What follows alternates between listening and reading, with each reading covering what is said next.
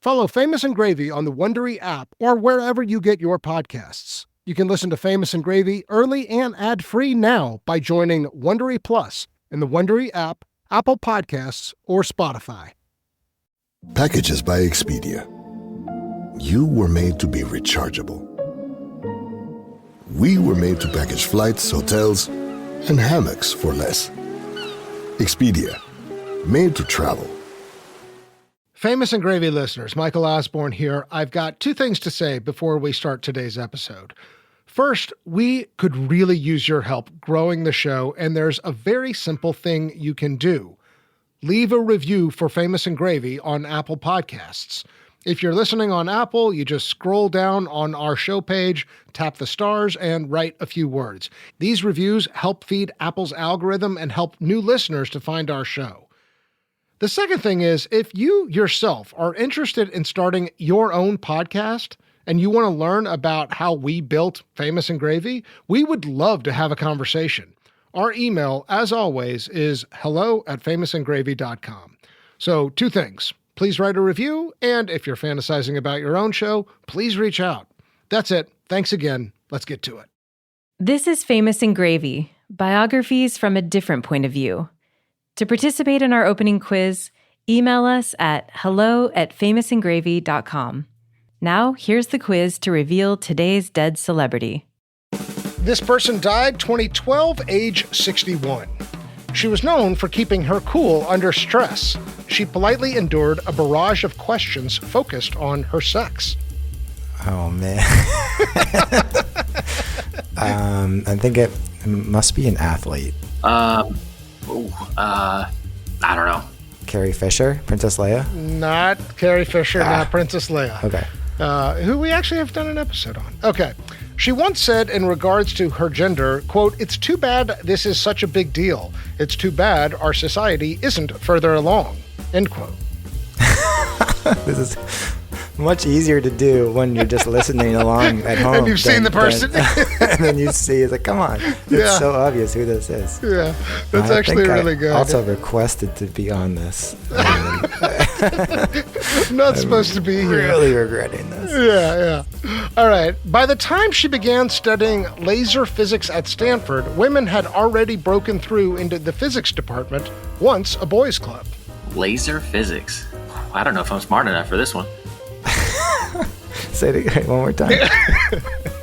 In her early days at NASA, she trained in parachute jumping, water survival, weightlessness, and the huge G-forces of a rocket launch. NASA, I don't know if I'm right here. I'm going to go with Sally Ride. Sally Ride? Today's dead celebrity is Sally Ride. The feeling of looking back and seeing your planet as a planet is just an amazing feeling. It's a totally different perspective. You can look at Earth's horizon and see this really, really thin royal blue line right along the horizon. And at first you don't really internalize what that is, and then you realize that it's Earth's atmosphere, and it's about as thick as the fuzz on a tennis ball. And it makes you appreciate how fragile our existence is.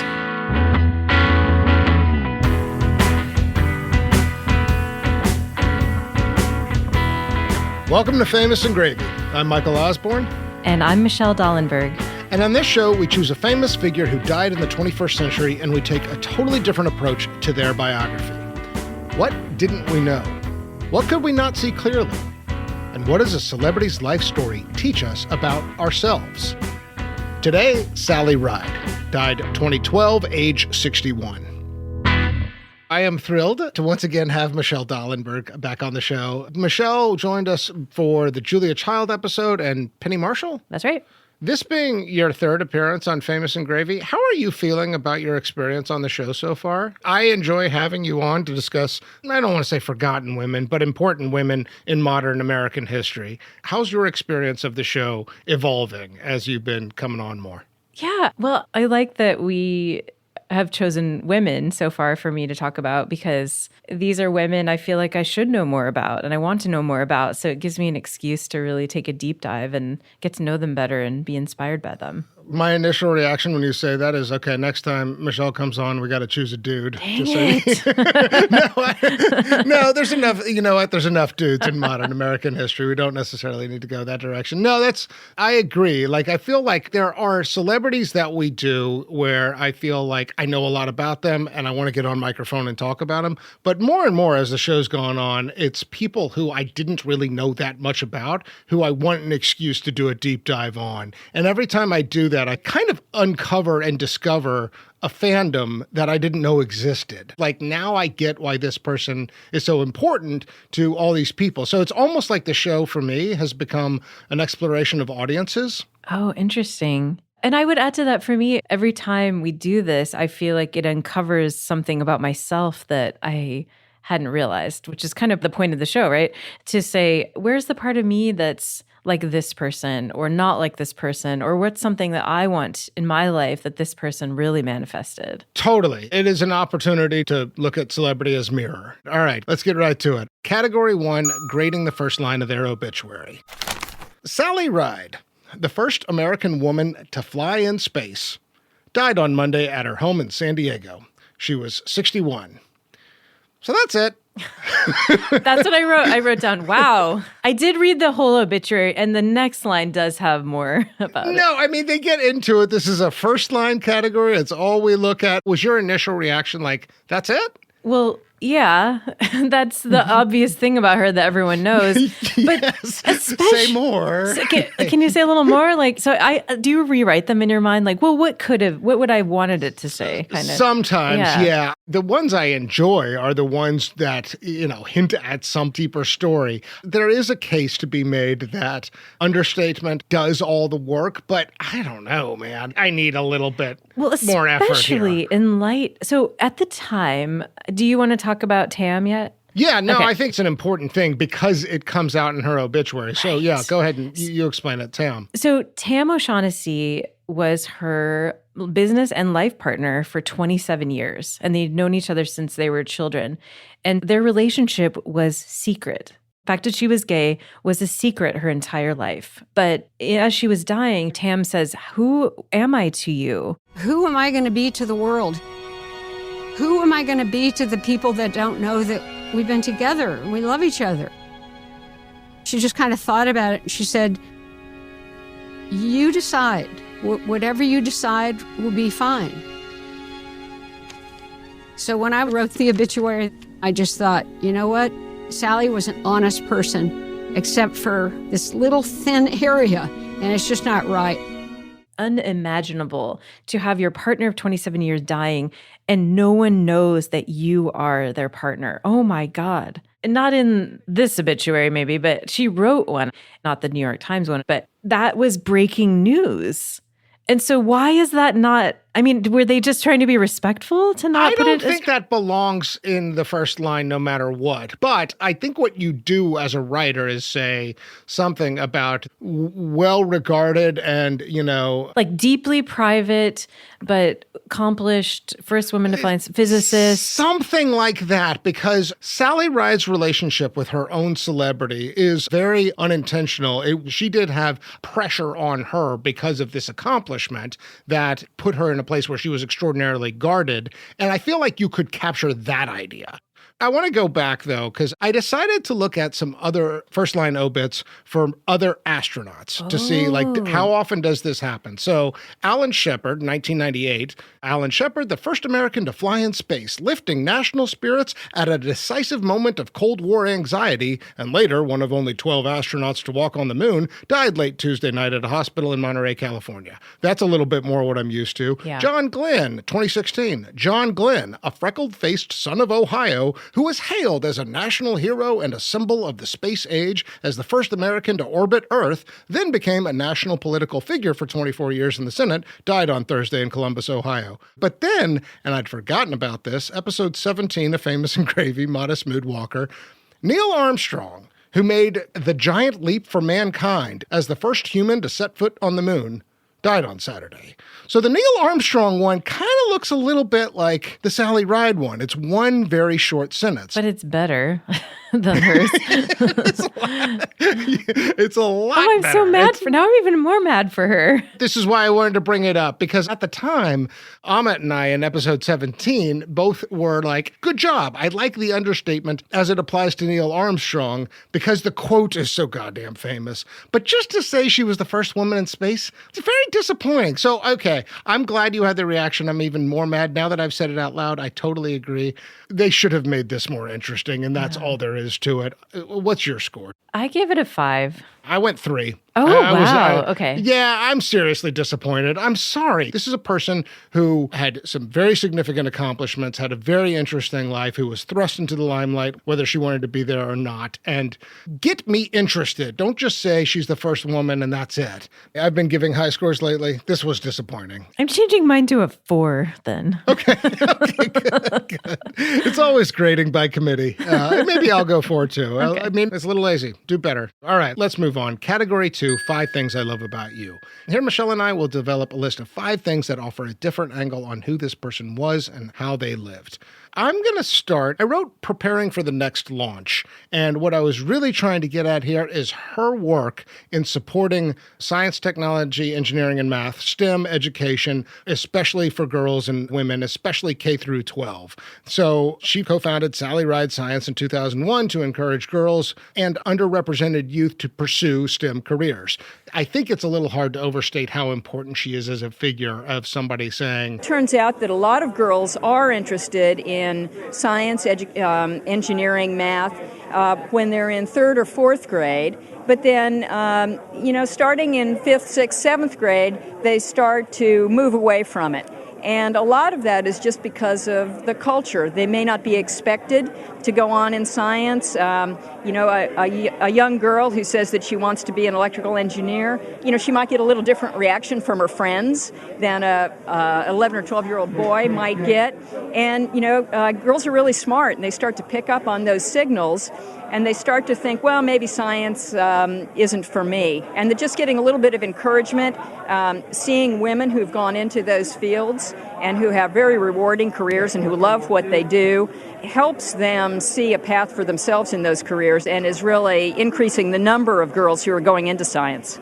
And she has major accomplishments in terms of supporting that. It's basically the thing she parlays her fame into. The reason I wanted to lead this off as my number 1, Michelle, is that I've really been thinking a lot lately with Famous and Gravy, but with myself about, I think we reach a point in life where we ask ourselves, what is our purpose? What are we here to do? And I think it's usually something that happens middle age-ish, broadly speaking, but it's after our big accomplishments. It's after we've had some luck or had opportunity or something, right? I think that Sally Ride was not necessarily put on this earth to be the first American woman in space. And I think she comes to learn that. Yeah. I think she learns that I was put on this earth to support girls and women getting into math, engineering, and science, getting into STEM. And that basically becomes her professional MO, for the second half of her life. And it's something that's very near and dear to my heart. So preparing for the next launch was like launching the next generation behind her. That's how I described it. I was trying to be a little cute with my language. So yeah, that's my thing number 1. I had something very similar. She used her legacy to lift others. And she did a lot of things. She was a professor. But yeah, she launched this business with Tam and with a couple other women. And she went through so much as a woman. And maybe we'll get into that more later. But I can imagine that this was just a deep passion for her.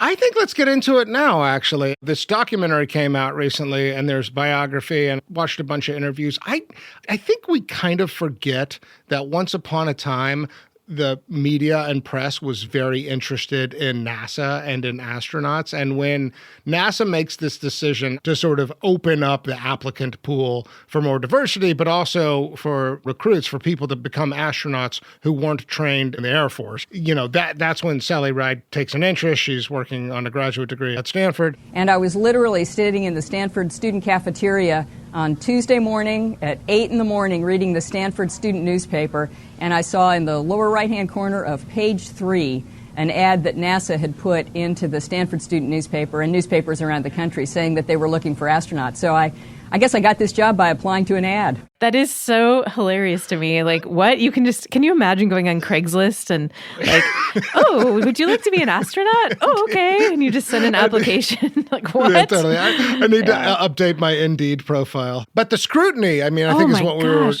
It was sort of astonishing, like how dumb a lot of the questions she had to answer were. Like, are you kidding? But then, I mean, there's so much more to it in terms of the kind of media phenomenon of Sally Ride as the first American woman in space. And I get it. Like, we need heroes, you know, and NASA is a place where the United States basically created a kind of hero pipeline. Mm-hmm. It seemed like she did not quite know that it was going to be as, one, sexist and stupid as it was, and two, as intense as it was. Absolutely. I remember reading in the biography by Lynn Sher, who is also her friend, who said NASA did not prepare her for that. Like, there was... Right. Well, NASA was part of the sexism, obviously, like for years and years and years. Yeah, it was a boys' club, right? What I heard her say is that NASA overall was very patriarchal and very like boys' club. Her recruiting class was not. They were very supportive. Yeah, it sounds like they were academics and a little bit more diverse. And so there's an inside bubble that's a little bit more supportive, surrounded by an organization that's still rooted in patriarchy. Mm-hmm. Okay, so that's my thing number one. Let's move on. So what did you have for thing number two? Well, I want to talk about her personality. So I'm going to call her a cool nerd with swagger. Okay. So she's obviously a big nerd, right? She's a physicist, and there's all this stuff. Yeah. Nerd. I mean that like, I love nerds, so it's a total compliment. Yes. But yeah, she spent tons and tons of time studying, or that she didn't have to study at first, and then she did when things got, more challenging. And she would be in relationships with different people, and all they would do is study or whatever. But she was cool, and there's all this, like, these photos of her and these videos. She just, the way she struts around, I'm like, you're cool. Like, you have some swagger. She was confident, and she's unflappable, absolutely unflappable. When they ask you, you alluded to these stupid questions. So they would ask her things like, during your training exercises as a member of this group, when there was a problem, when there was a glitch or whatever, how did you respond? Do you weep? What do you do? Why doesn't anybody ask Rick those questions? It's the commander weeps. I don't think that I react any differently than anybody else on the crew does. There's a lot of like cool under pressure stories too, right? Yes. Because before she goes to space, she's the communications person, like with Houston, the this is astronauts. Sally. Yeah. Right, with the astronauts. And they talk about her ability to be in a moment of crisis management and guide people to the right thing, that she's got a sort of laser focus with the mechanical arm that is part of like her responsibilities with NASA. I mean, there's a lot of cool character. She's not warm necessarily. No. At least but she's in her public persona. She's but very she's a hard boss. She's a quiet boss. Yeah, and I admire that, Michelle. I mean, that's not me at all. I can't shut up, and I'm not cool and confident. But what this all really speaks to is leadership. Did you see at the video of her being Capcom? Like, yes. That was cool to watch. It's awesome. I mean, it's she's really cool. She's talking to people in space. Got data down here to look at, then let us think about that. She wanted to prove she could handle the pressure. Columbia, Houston, well, we're looking into the camera problem. If you could give us spec 1 to a GNC machine, we'll start that. And she's so cool and confident when she is testifying, because she serves on 2 of those commissions. Right. In 1986, after the Challenger explosion, she's part of the committee that investigates what's going on. She's asking hard questions of the leadership at NASA, and ultimately helps expose a kind of cover-up. The engineers' main problem was they didn't have the proof that it was safe. Did you think you had the database to show that it was safe at those temperatures? Well, all I did was recite the data that we had available to us. That's what Dr. Wright is pointing out. They say it's not conclusive. They don't say we think it's safe. They say the data is not conclusive. And you say the data is conclusive to you. That accident should not have happened because there was I didn't totally understand this, but that there's rings that were not meeting specification for certain temperatures. Right. And that's what failed, and that's why the thing exploded. And NASA took some steps to try and hide that information, and she helped uncover it. Same thing with the Columbia explosion years later. She's the only person to be on both committees. Yeah, which, I mean, I think all of this, again, speaks to leadership and trust.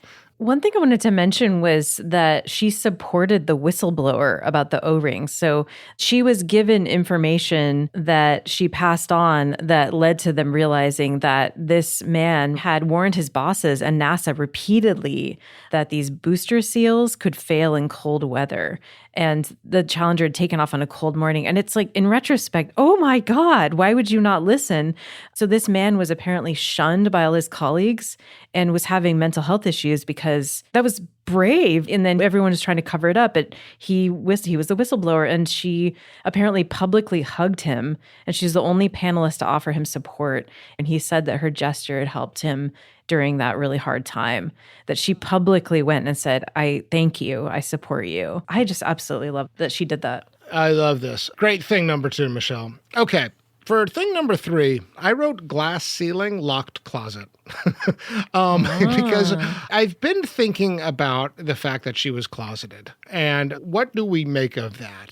So one thing that comes out in both the biography and the documentary, I did not quite appreciate the Billie Jean King story. Yes. That Billie Jean King was an incredible tennis player and then got outed from a relationship, and that there was, like, she basically, like, lost all her money to legal fees. Yep. She lost all her endorsements, like millions of dollars. The tennis star admitted at a news conference that she'd had an affair some years back with her secretary. When I got outed, I lost every endorsement overnight. So that's it. So I had to start over. She was basically canceled before that was a term. Right. And it was by an extraordinarily homophobic society. And that part of the way the story is told about Sally Ride is that one of the reasons she may have stayed closeted was because she saw what happened to Billie Jean King. And they were friends. Mm-hmm. And she already is facing these dumb questions from reporters about what does it mean to be a woman in space. I mean, one of my actually favorite examples of the patriarchy, there's a little bit of a side note, but the kit that she's sent to space with, when they're like, oh, we need to pack a medicine kit, what do you call it, like a DOP kit for a woman. And so the engineers at NASA, in their infinite wisdom, designed a makeup kit. You know, a makeup kit brought to you by NASA engineers. They asked how many tampons should fly on a 1-week flight. She gets to one of these toiletry kits, and it's the spring-loaded, canvas-covered thing. She pops it open. He asked me, is 100 the right number? I said, no, that would not be the right number. It's comical, but it does say something that there was a team of people packing the, instead of asking her what she needs, they just assume, just walk down the hall and ask her. Yeah. So no, I agree. I mean, I was horrified to hear that story. At the time, the cultural norm was such that people believed it had to be an all-male institution, that she was really cracking through the glass ceiling in a major way. In retrospect, I do think that had we known she was gay at the time, it would have really complicated the story. So I guess when I say glass ceiling, locked closet, in some ways her decision to remain closeted and this 27-year relationship with Tam and so forth kind of safeguarded the legacy. And I'm not saying that's a good thing, but I think it's like well played by her. You respect it. I respect it, and I think it's actually maybe I would have liked to have seen her come out in 2005 or 2008 or something like that later in life. But even then, I can appreciate that if your experience with the press is what it is. I mean, the less we know about her in some ways, the better in terms of, becoming a heroine. I respect her right to want to have a private life and not have her sexuality be scrutinized any more than it already was. Exactly. I understood it more. I think when I first heard, I was like, how could she do that to her partner? Why? And then when I heard about it, I really understood right? it. I mean, I do think, and I think that there were activists who were like, Sally, had you come out, like that would have been an important gesture for the LGBTQ community. I don't know. I have a lot of forgiveness for this decision, actually. And it's so much so that it's a thing I love about her. And I love that she eventually gives her blessing to her partner. All of this for me adds up to one glass ceiling at a time here. Okay, what did you have for thing number 4? Well, I loved that she was almost a pro tennis player instead of an astronaut. Yeah. This woman is so amazing at everything she does. She came so close to becoming a pro tennis player, and then we would be having this conversation about tennis more. I had this too. She was nationally ranked as a junior tennis player. She considered going pro and eventually decided science is better for me. We mentioned Billie Jean King. Like they become friends. They went to camp together. They played tennis together. Do you play tennis, Michelle? I do not play tennis. Do you play tennis? I have played tennis, but I'm not good at it. I used to. There was a period of time where I was super into it. My experience of it is, boy, you can get into your head. If you're not having a good day, like it becomes this very personal psychological challenge in a way that's different than, if you're having a bad day on the basketball court, you pass it a little bit more. Not with tennis. Right. With tennis, it is like you against your opponent, but your opponent is sometimes also you. Yeah. Well, she talks about that, that she's at Swarthmore, right? And then she decides, she doesn't like that they don't have indoor courts there. It's too cold. A lot of things I read said she's a California girl. She goes back to California and goes to Stanford, right? And she starts playing there. And then she says, maybe I should do this. Maybe I should really do this tennis thing. So she tries it, and she has a day where she plays several games and she's exhausted and her body hurts. And she says, nope. Yeah. That's it. I don't want to do it. I mean, obviously she's fit. It's because of this that she's considered as an astronaut. Not only is she a brilliant physicist, but she's also athletic, which is necessary. Okay, I'll give you my thing number 5. I wrote Thin Blue Envelope. And part of what I wanted to get at here is her not just environmental activism, but it's really like about environmental science, that a tremendous amount of the data we have about the Earth system comes from NASA, right?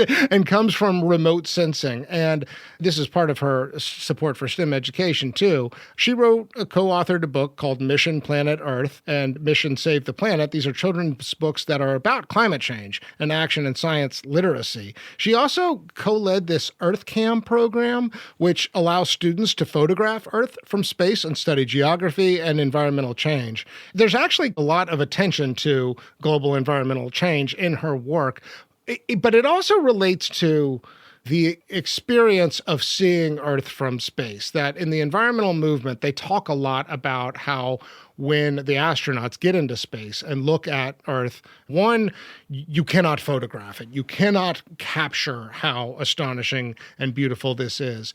But it's also that there is this thin envelope of light blue hovering around the Earth. That is the atmosphere. That is this itty-bitty zone in which all of life lives, because that's where, water exists as vapor and as liquid. And once you see that, you realize there's no borders. You realize that there is a sort of beauty in the miracle of life on planet Earth. She says she doesn't have like a spiritual awakening or anything like that when she sees Earth from space, but I actually would want to talk with her about that, because I think it plants a seed for something that sprouts later to see the Earth like that. So I love her environmental activism, and I love that she was one of many astronauts who came back to planet Earth and said, this is a beautiful planet that we need to protect.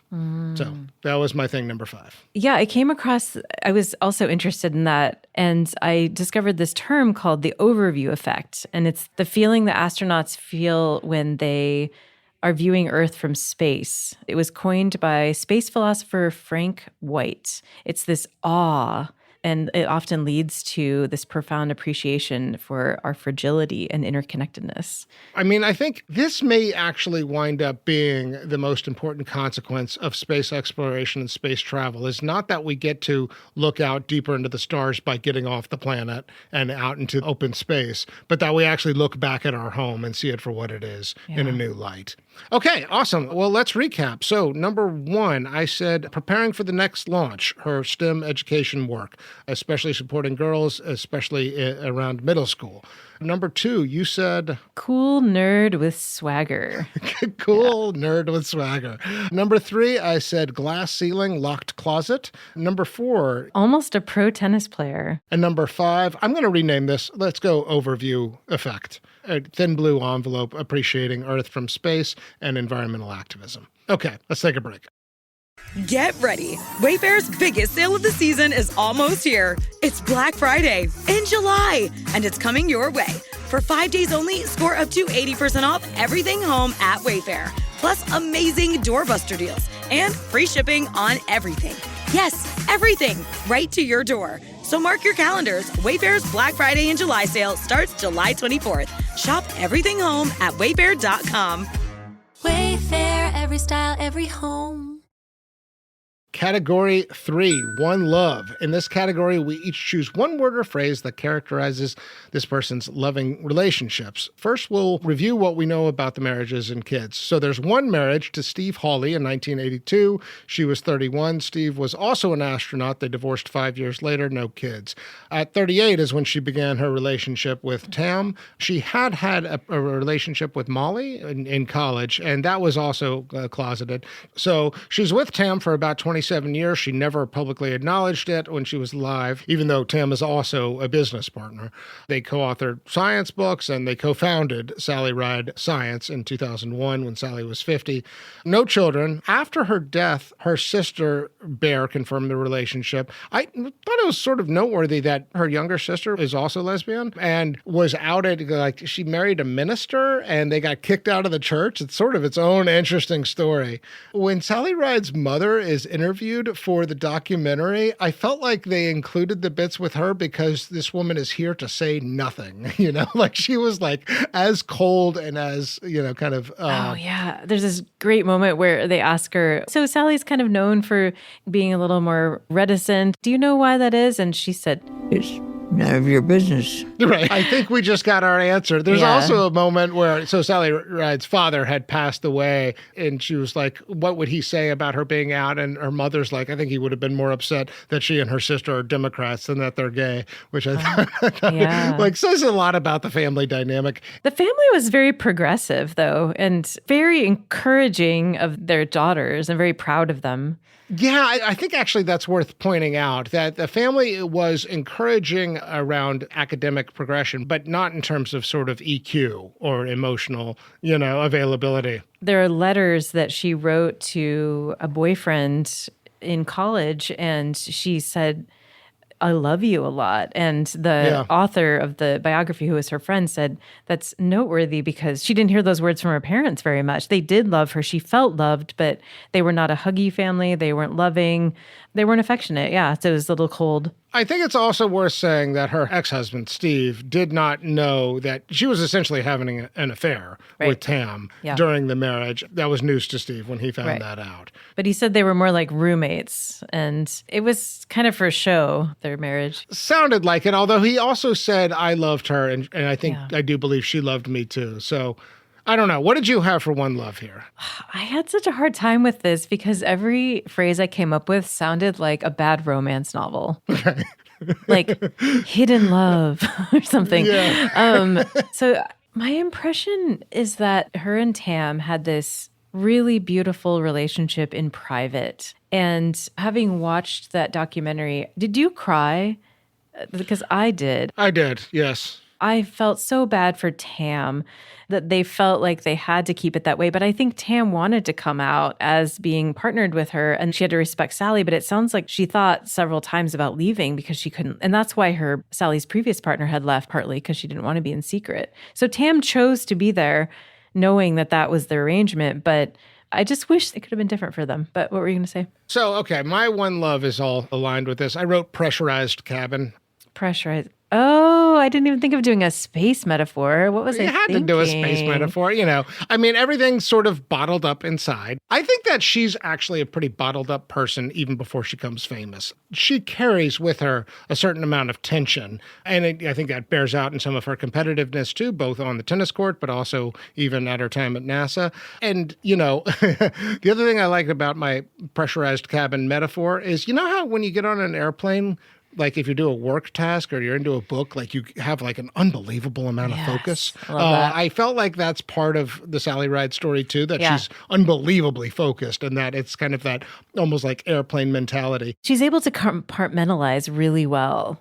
Like she can put this away, that. And that's what I like about being on a plane is that I can only focus on really one thing because I can't take all my stuff out. I can only do this little bit and I can get a task done. And I have a hard time, I don't know if I have ADHD or whatever, but I have a hard time sometimes focusing, but on a plane I can. And I feel like Sally could do that. I want to spend one more beat talking about Tam and their relationship. I do think that there is a tragedy in a way that they weren't free to be out. But like, how much did it compromise the love? Like I'm trying to still like think through how to interpret this story. There is a sexist, homophobic society that we live in, and that is reality. At the same time, they were able to have a 27-year relationship that looks like it was filled with love and with purpose, and they were there together for high accomplishments as well as for Sally's death, as well as for business opportunities. But I guess what I'm trying to push on here in a kind of uncomfortable way is, what is the tragedy here? Because the bigger tragedy to me in a way is fame. I guess what I think is lost is, I mean, can you imagine not being able to walk down the street and hold your wife's hand? And when you, like, say you guys ran a business together and you couldn't talk about how you also have a relationship, you couldn't kiss each other in front of people, you couldn't talk about your relationship together for 30 years. My God. And even longer than that, because she was doing that in her other relationship too. And Tam to not want that, Tam to want to be out and say, this is my wife, this is my partner, to just have to say, this is my friend for your entire life. Like, I can't even imagine what toll that would take on you. Look, I'm pushing on this kind of from a devil's advocate point of view and from a naive perspective as somebody who's privileged who doesn't have to think about what it means to be out and how dangerous that can be. And to be afraid for your life, because think about all the horrible things that have happened because of people came out. I mean, it's something that you and I as straight people can never understand fully, and we should acknowledge that. Yeah, I think what I was trying to really just think through is what the major pain points were, and it's accentuated because of her fame. That's, I think, my only point here. Oh, for sure. Yeah. The question is, if she was not famous and she and Tam were still together, would she have eventually made her relationship public?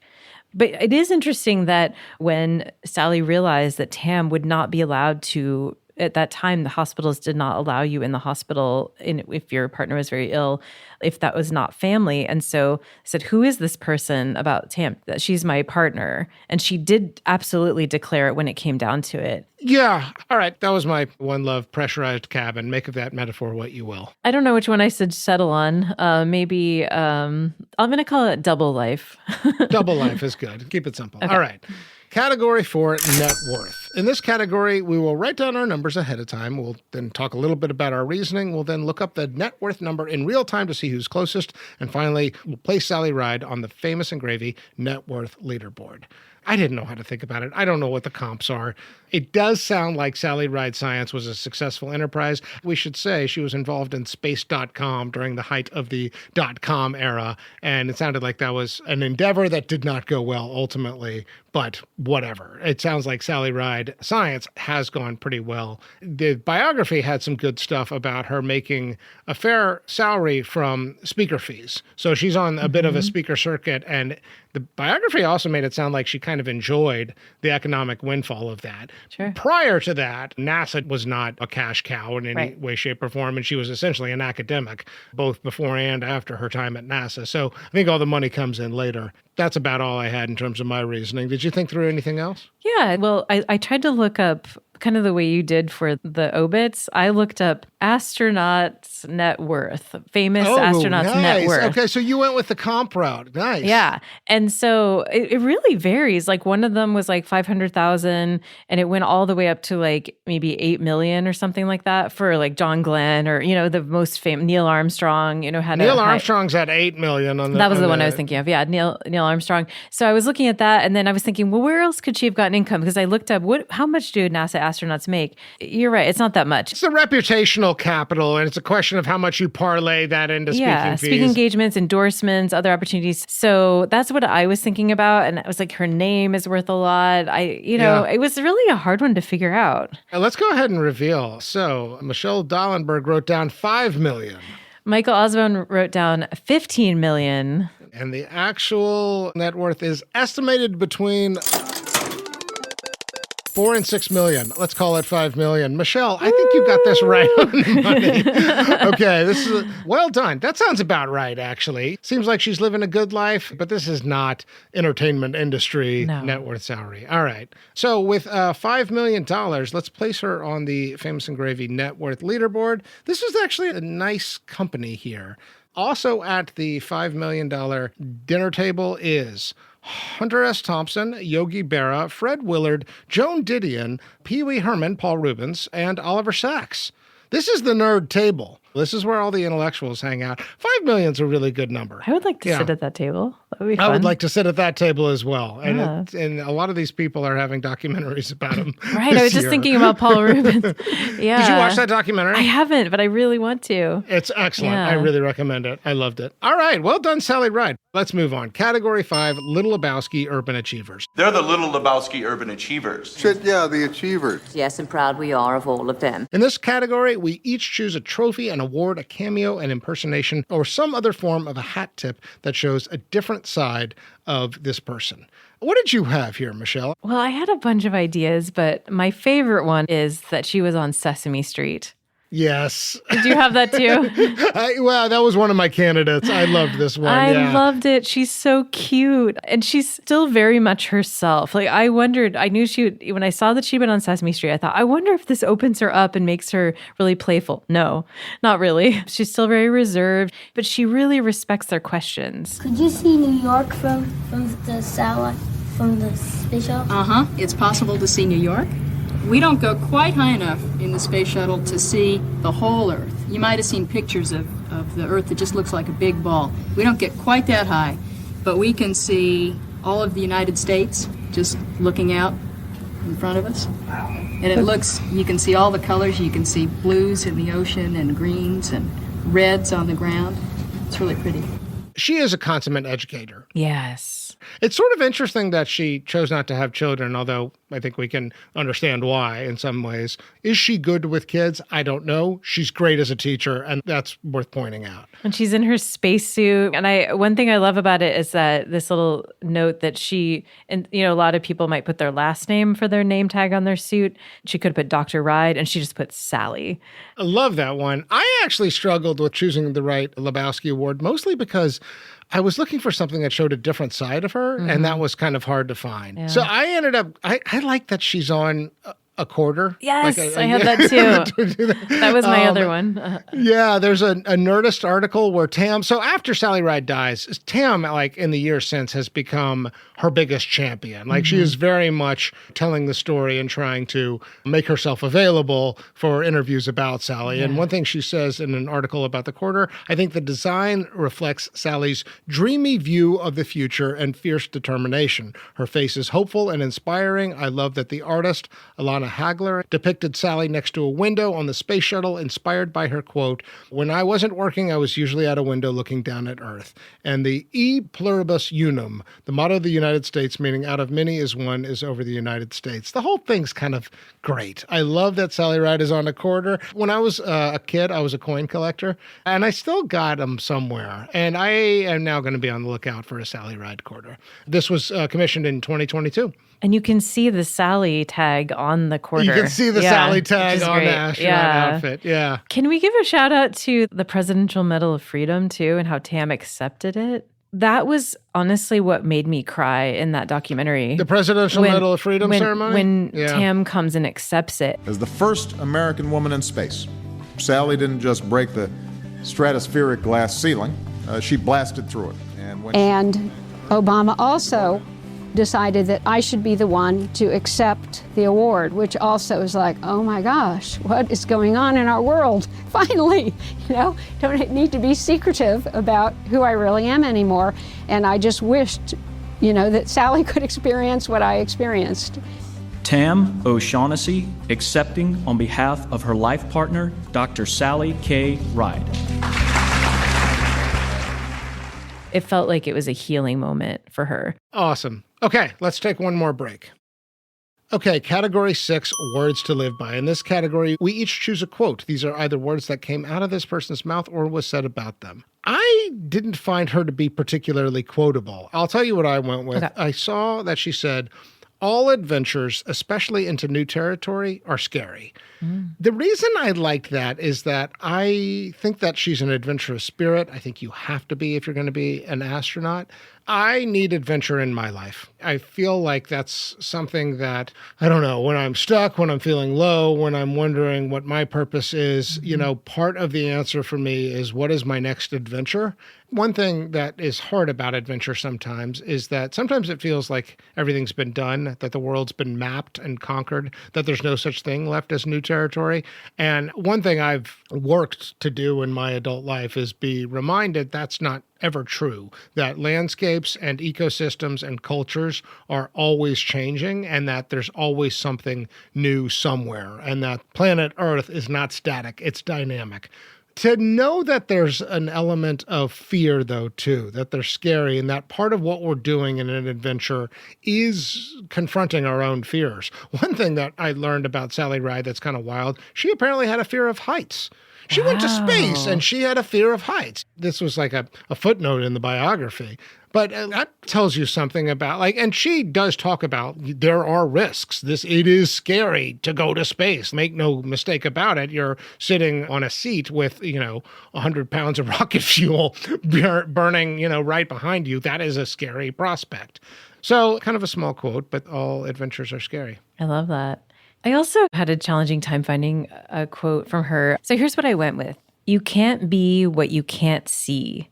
Oh, wow. That's great. Yeah. Though I looked it up and it's apparently attributed to someone else. So she might have been quoting someone else. But Tam says that she said this a lot.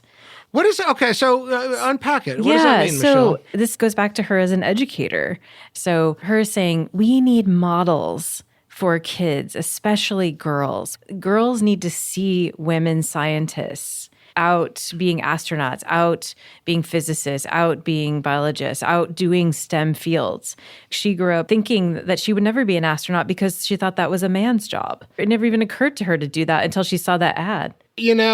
Famous and Gravy has been on a little bit of a nerd kick lately. We did Michael Crichton, we did Stephen Hawking, and now we're doing Sally Ride. Something that's been top of mind for me lately is wonder and curiosity. When I hear her talk about the need to educate women, she talks about wanting to nurture curiosity and keep that. I sometimes wish she would get a little bit more specific about that, because what I think makes science exciting is when you feel like there is mystery, but almost even solvable mystery. What science is meant to do is chip away at the frontiers of knowledge around that. Right. I don't hear that kind of poetry from Sally Ride necessarily, even though I do hear the right motivations of we need to support, science education overall, particularly for women and girls. Yeah, I love that idea because I was never very good at science. But when you put it that way, like there is these mysteries to uncover, that makes me excited about it. I came to it late and I've tacked away from it a little bit, but I'm still involved in science communication. Look, I was talking earlier about primary purpose. One of my questions is how much of a science communicator should I be? And maybe I just answered that question for myself a little bit with the mystery and the wonder part of it. Like that's a good place to start. Okay, well, let's move on. Category 7, Man in the Mirror. This category asks a fairly simple question. Did this person like their reflection, yes or no? This is not about beauty, but rather a question of self-confidence versus self-judgment.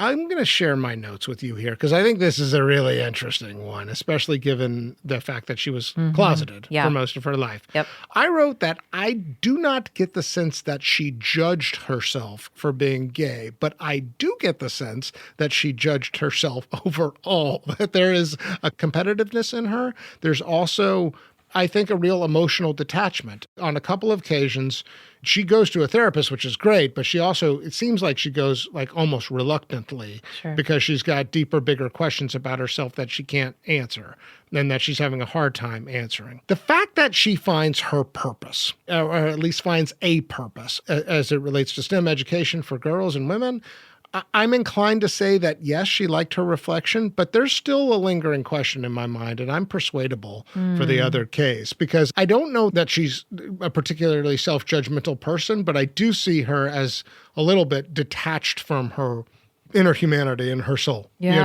and maybe that's necessary. Maybe she was shaped by culture that way. So I'm actually kind of right on the fence, but I'm inclined to say she does like her reflection. How did you think about this category? Yeah, I was similarly thinking it was complicated, but the case for she did is that she pursued what she loved and she didn't feel bad about it, said, okay, it's tennis. No, thank you. I'm going to do physics. And actually I'm going to do space. And it was unapologetic. She had all this drive. You know, we talked about how she protected her privacy fiercely. That did lead her to be kind of reticent or emotionally distant. But that says something about self-respect. Like, you don't get to come into my private life. And that's a good point. I care. I'm protecting my private life. Drawing boundaries. Yes. Big boundaries. Yeah, absolutely. Totally. That's a really good point, actually. And she left her marriage when it didn't feel right to her. And she built this quiet life, but this affirming life with her partner. And she co-founded a company called Sally Ride Science, you know, and I know that she felt a little funny maybe naming it after herself, but she believed that it mattered. And that points to someone who knew her value. So the inner conflict is more like how she felt reserved, very private and secret. What you just said about her being kind of guarded with her emotion, which maybe could have something to do with fully embracing and expressing self-acceptance. But I do think overall, I mean, I'm going to come back to swagger. I think she knew how cool she was. There was this, somebody said that she would say, oh no, I don't want to be the first woman in space. I don't care about that. I just want to go to space. But they're like, but she did. There was no question that Sally wanted to be the first. She never would have admitted that in an interview. Every interview you read with her, she'll say, oh, well, I just want to fly. I didn't come into this program to be the first woman in space. I don't have any great desire to be the first woman.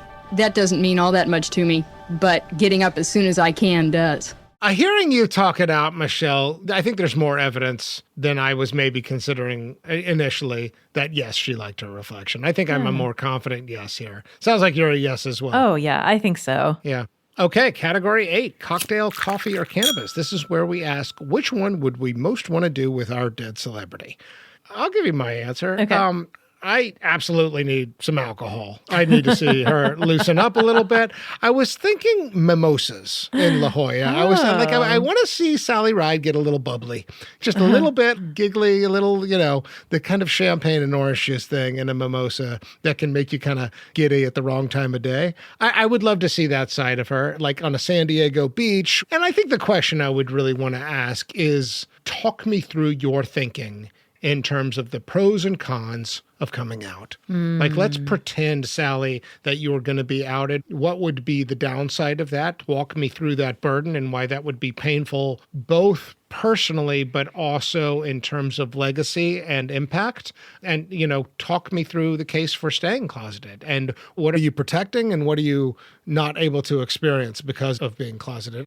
Pretty on the nose kind of conversation, but this was deliberate, obviously, right? It wasn't just impulsive to say, I'm going to remain closeted and stubborn, that it was, I suspect, considered. Although who knows? Who knows? Yeah. And that's the conversation I'd want to have. And I'd want her to, let's have some mimosas and go for a walk on the beach and just talk about it. So that sounds great. I would love to do that with her. Amazing. So what did you have here? I said coffee because I know she loves coffee. And because we're imagining this, I'm going to send us into space. And because I can. And so here's the scene, Mike. Okay, we're up in the shuttle, and for some reason it's just me and her. Maybe the other people are somewhere else. And she's going to show me how to drink liquid in space. So like pouring it out and then we suck it. I've seen them do that with straws and stuff. But then the best part will be, can we, how the looking out the window scene that we were just talking about? She's going to what was it called again? Overview effect. Yeah. And even on the coin, she's looking out the window on the space shuttle. So I want her to take me to her favorite window and just show me, I want to be her student. I want her to teach me, tell me what she's thinking as she is in awe. And I want to be in awe with her and feel just so connected to humanity while we're looking at the Earth together. And she's telling me amazing things about what it's like to be an astronaut. That's what I want. And we're drinking coffee. I love this scene, Michelle. I mean, when she is asked about the experience of being in space, she sometimes talks about gazing back at the Earth, but they all talk about weightlessness. And that's something that that's another thing. Yes. You cannot simulate that on planet Earth. It's not like being in a swimming pool. Like there's no substitute for actually experiencing weightlessness in space. That would be so fun. I was imagining doing somersaults with her and like kind of flying around and just having fun, just two women having fun in space. Like that's what sounds fun to me. What an amazing scene. I love that. Okay. We have arrived. Category 9, the Vanderbeek. Final category named after James Vanderbeek, who famously said in Varsity Blues, I don't want your life. In that Varsity Blues scene, James makes a judgment that he does not want a certain kind of life based on just a few characteristics. So here we form a rebuttal to anyone skeptical of how Sally Ride lived. Always helpful to start with the counter arguments. I do think that we've talked about it, and I think had a healthy conversation about it. There is a downside to being closeted, full stop. Yep. And there is a part of herself that she was not able to express, whether she made a decision or felt like she was forced into a decision. There was an inability to show public affection to her partner, who does sound like was the love of her life, and that sucks. That any expression of love is not accepted by your society and your culture is awful. Yeah, that's what I had too. I would not want to hide my love for 27 years or my identity or it's such a big part of who she is. I also think that while it is almost always the case on Famous and Gravy that the experience of fame is not desirable, it came more out for me on this in researching this episode, that there was this burden in a way of, we are going to put you into the system that we call NASA, and you are going to be selected to be the first American woman to go into space. It's a sort of like hero training program, and you lose your autonomy and your story and your privacy and you become a brand, basically. Yeah, and it's not like there's agents or there's publicity training or publicity support within just got NASA. Thrown into the fray. Right. And that she had to sort that out all on her own. Yeah. That looks awful. That looks depressing. That also, yes, you get to go to space. But the question of, can you still find yourself inside given that experience, that looks hard. There's one more thing I wanted to mention that we didn't talk as much about earlier is she lost friends on the Challenger explosion. Like those were her close friends. And we didn't really mention that, but especially Judy Resnick, I think. Yeah. She was the second American woman in space. She was lost on that flight. And almost the first, right? Yes. The way the documentary tells the story is that she was strongly considered and a lot of people thought she might be the first American woman in space. So that could have been Sally on that flight. Yeah, there's a little PTSD there. Awful, but also just losing your friends, and also that ended her NASA career. She was done. She's like, I don't want to fly anymore. No, they've lost my trust. Yeah. Yeah, they lost her trust. But on the positive side, she did get to make a difference by being on those two commissions. Well, let's go towards the case 4 then. I mean, I do think, so first of all, you get to go to space. That's awesome. That's awesome. Weightlessness and looking at the Earth there's only a handful of people who have ever lived who have gotten to have that experience. That is thing number one. Would you want to? It's not something I grew up dreaming about. The more I do episodes around astronauts, the more I think about space. Yeah, I'd like to see planet Earth from space. It would be cool. Right? I mean, I don't know if I were to strike it rich, Michelle, and have the money to go up and back on Virgin Galactic or whatever. Right. Would I buy that ticket? I don't know. I'm not interested in colonizing the solar system. Yeah. I think that that's in some ways disrespectful for how special planet Earth is, that we think that we can replicate this experiment on other planets. But I would love to see our planet from space. And I do think that ultimately the photographs cannot do it justice. I grew up watching Space Camp. Do you remember that movie? Yeah, of course. And I think there was a part of me that was like, someday I'll go to space. Yeah. But I would love to get that perspective, to have that feeling. So that she got to have that is definitely something I would want. And maybe even before that, I mean, I led off with this in 5 things, and I still think it's the single most important thing to understand and appreciate about her life. She parlayed that experience into service. Yeah. Like we talk on Famous and Gravy about the upward staircase, which I have come to understand. How do you take the cards you were dealt and turn it around so that you become a channel for the rest of humanity, so that you use your story to benefit as many people as possible and try and elevate as many people as possible. And she 100% does that with her work in STEM education. And she can confidently answer on her deathbed, I have done a good thing here. That is actually more important than the experience of going to space. So that also, I think, goes on the list for why I would want this life. Yeah. What else would you say here? Well, to have her wonderful love with Tam, I mean, that's very enviable. Like to have such a wonderful partner your whole life and to get to work with her and to do all this amazing work that you're talking about with your legacy and inspire millions of kids, especially young women. What an amazing legacy. It's funny because we don't get a chance to see them interacting that much because their relationship was hidden, but you do see the two of them next to each other and like, oh, that's an obvious yin and yang fit, right? Yes. Like there's like no question that like, oh, this relationship is one of those partnerships that makes so much sense. Yeah. Because Tam is warm. Yeah. There is a kind of complementing personalities that doesn't look hard to see to me. Absolutely. Yeah. Is there anything else you'd put on the Vanderbeek list? Oh, the almost tennis career is really fun. Just to be so cool. Accomplished and smart. I mean, maybe the thing to say here is leadership. She's got a kind of unflappable swagger. She's also somebody who commands respect, and you separate everything else out. That is desirable, right? Yeah. Okay, so let's recap. So the 4 things we said were, number 1, you get to go to space and experience weightlessness. Number 2, finding your primary purpose and turning that into service. Number 3, soulmate. Yeah. And number 4, leader with a well-rounded life. So with that, James Vanderbeek, I'm Sally Ride, and you want my life.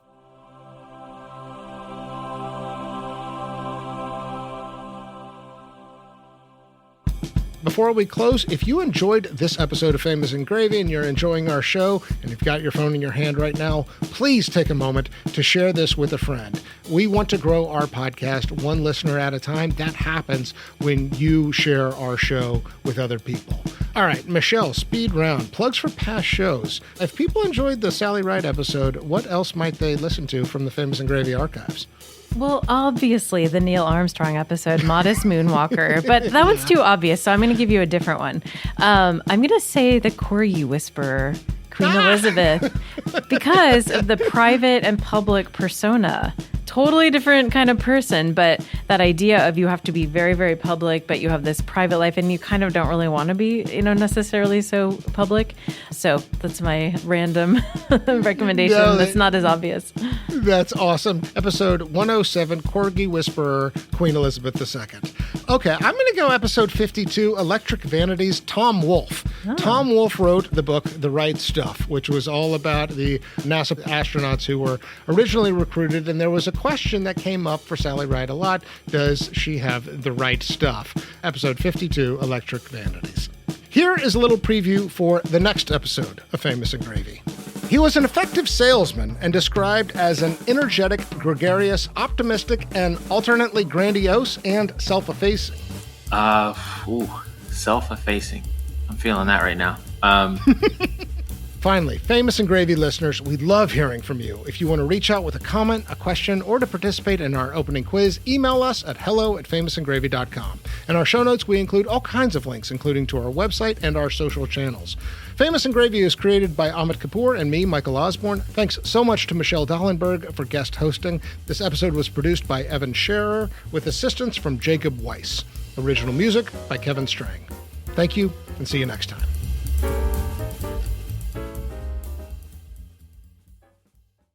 Follow Famous and Gravy on the Wondery app. You can listen to more episodes early and ad-free right now by joining Wondery Plus in the Wondery app, Apple Podcasts, or Spotify. Before you go, tell us about yourself by completing a short survey at Wondery.com/survey.